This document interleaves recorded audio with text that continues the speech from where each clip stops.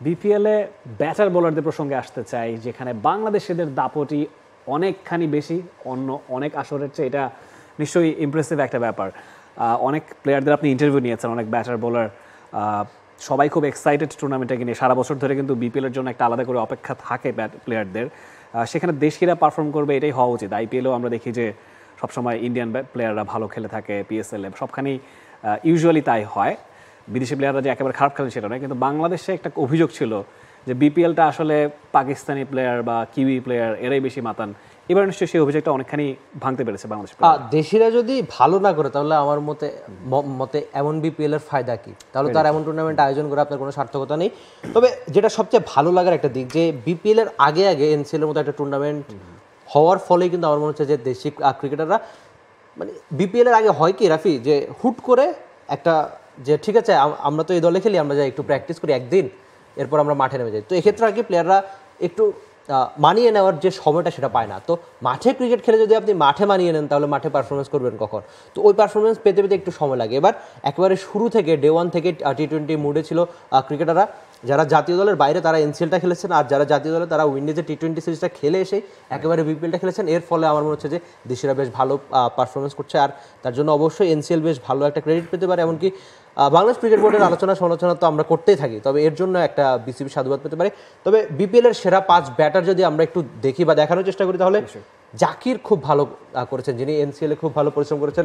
জাকির হাসান আমরা দেখছি 6 ম্যাচে তার নামের সঙ্গে 251 রান, 50-এর বেশি গড়, মানে 50 গড়। টি-20তে তার ব্যাটিং স্ট্রাইক রেট 149, সর্বোচ্চ 75 রান। এটা অবশ্যই বেশ ভালো একটা দিক। পরের নামটা উসমান খান, তারপর তানজিদ তামিম, যিনি আগের ম্যাচটা দারুণ একটা ঝকঝকে সেঞ্চুরি করেছেন, তার নামের সঙ্গে 246 রান, গড় খানিক কম 35, স্ট্রাইক রেট 138, আর তার সেরা হচ্ছে 108 রান।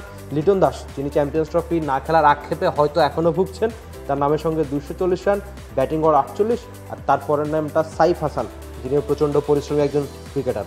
নিশ্চয়ই দেখুন, এখানে একটা জিনিস নোটিস করার মতো যে পয়েন্ট টেবিলের প্রথম 9 জনের রান যদি আপনি দেখেন, পয়েন্টের রানের ব্যবধানটা কিন্তু 50-এর মধ্যে, মানে জাকির হাসান খুব বেশি পার্থক্য 1 নম্বরে আর 9 নম্বর ব্যাটারের মধ্যে 50-এর পার্থক্য। যে 8-9 যারা আছেন তারা যদি একটা 50 করে তাহলে কিন্তু তারা লিডিং রানস করে। এটা খুব ইম্পর্টেন্ট যে প্রত্যেকটা টিমের প্লেয়ার বাই প্লেয়ার পারফর্ম করা।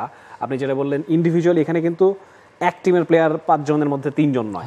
তো এক এক টিমের এক একজন প্লেয়ার পারফর্ম করছেন।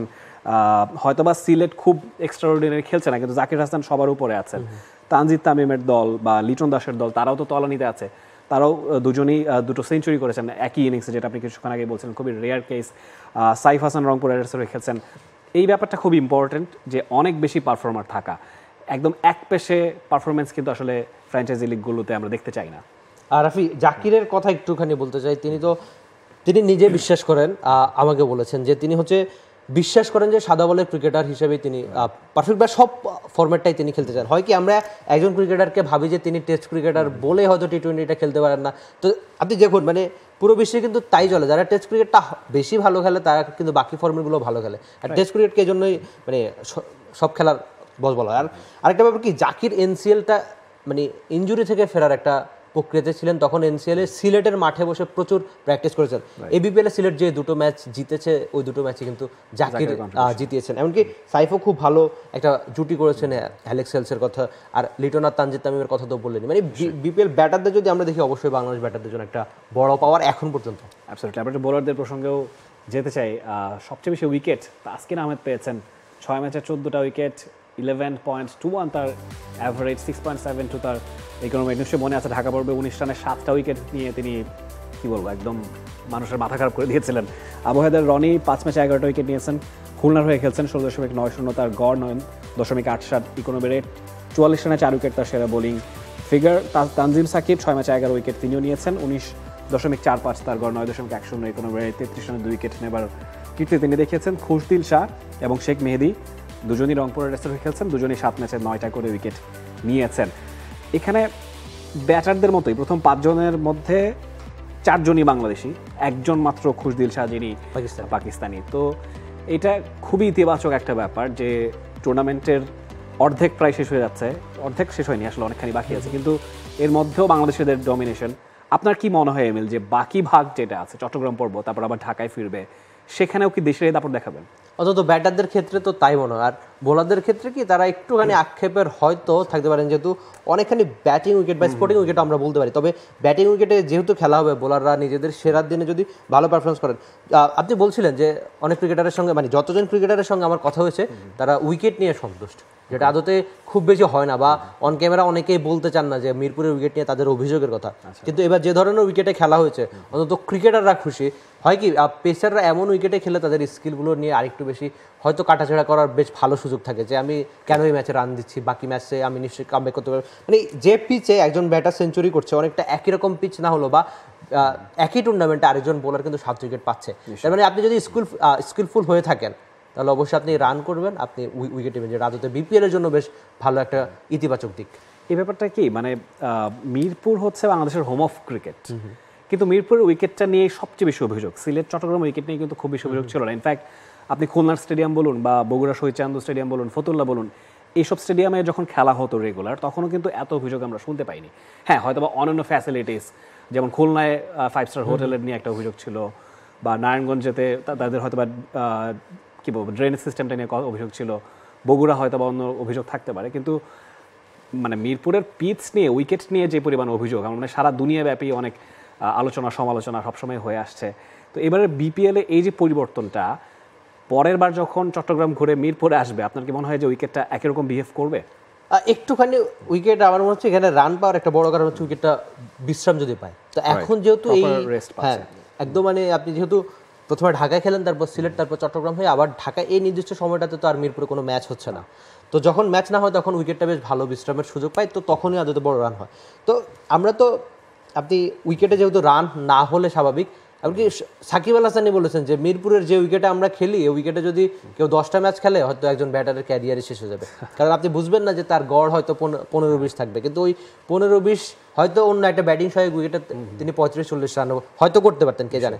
তো এই যে উইকেটে এই জন্যই ক্রিকেটাররা যে সমালোচিত করেন। আর এখানে অভ্যাস একটা ইম্পর্টেন্ট ব্যাপার। আপনি যদি টি-20 ম্যাচটা খেলেন, যে ভারতীয় প্লেয়াররা কেন নেমেই 220 বা 230-এর, কারণ তারা ওই অভ্যাসটা তাদের আইপিএল এর কল্যাণে হয়ে যায়। এই জন্য আন্তর্জাতিক ম্যাচে গিয়ে তারা 220-240 খুব সহজে করেন, এমনকি 220-240 রান সহজে তাড়া করতে পারেন।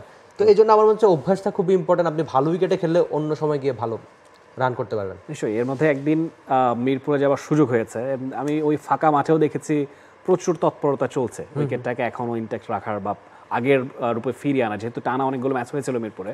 তো আমার মনে হয় সেই ব্যাপারটা ঘটবে। এবং চট্টগ্রামের কথা আপনি বলছিলেন, চট্টগ্রামের উইকেটটা আরেকটু ফ্ল্যাটার ঢাকা কিংবা সিলেটের চেয়ে, সেখানেও অনেক রান হয়, সবচেয়ে বেশি রান হয়। কি মনে হয় চট্টগ্রাম পর্বের নজরটা কাদের দিকে থাকতে পারে? যদি প্লেয়ারদের মধ্যে বলি, এরকম কোনো প্লেয়ার আছে কিনা আপনার মনে হয় চট্টগ্রামের ট্রেডিশনালি বিপিএলে ভালো খেলেন, বা চট্টগ্রামের অনেকেই তো আছেন, তামিম ইকবাল আছেন, তাদের দিকে নিশ্চয়ই আলাদা করে ফোকাস থাকবে? আমার মনে হচ্ছে লিটন খুব ভালো করতে পারে। ব্যাটিং সহায়ক উইকেট পেলে লিটন মানে নিজের সেরা ছন্দে খুব ভালো করেন, যেহেতু তার একটা ক্ষোভের ব্যাপার রয়েছে। আপনি যত যাই অন ক্যামেরা বলেন যে ঠিক আছে আমার পারফরমেন্স আছে, কিন্তু লিটনের মাপের মানে একজন ক্রিকেটার যদি চ্যাম্পিয়ন্স ট্রফিতে না খেলেন তাহলে অবশ্যই তিনি ভালো করতে যাবেন। আবার শরীফুলও কিন্তু ঠিক অনেকটা একই ঘোচের, যদিও তার ওই 2024টা ভালো জানি। আমার মনে হচ্ছে শরীফুলও যেহেতু স্বাগতিক দলে খেলে। ইন্টারেস্টিং লেগেছে, একটু ইন্টারাপ্ট করছি। আপনি যখন শরীফুলের ইন্টারভিউ নিয়েছেন, আপনি জিজ্ঞেস করেছিলেন যে আপনি কারোর সাথে কথা বলেছেন কিনা, তখন প্রথম নামটাই নিয়েছেন লিটন দাসের নাম, যেই দুজনের চ্যাম্পিয়ন্স ট্রফিতে না থাকা নিয়েই আসলে এত আলোচনা, এত দর্শকদের মধ্যে এত প্রশ্ন। তো এটা খুব ইন্টারেস্টিং লেগেছে যে তিনি লিটন দাসের সঙ্গে এই কথাটা বলেছেন।